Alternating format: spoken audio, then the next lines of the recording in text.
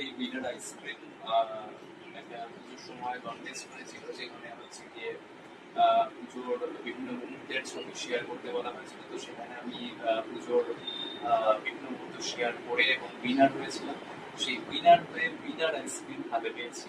তো এখন আমি টেস্ট করে দেখবো এই আইসক্রিমটা কেমন খেতে।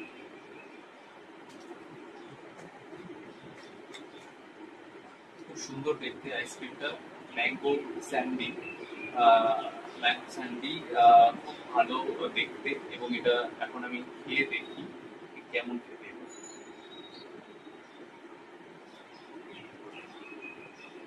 জাস্ট অসাধারণ খেতে।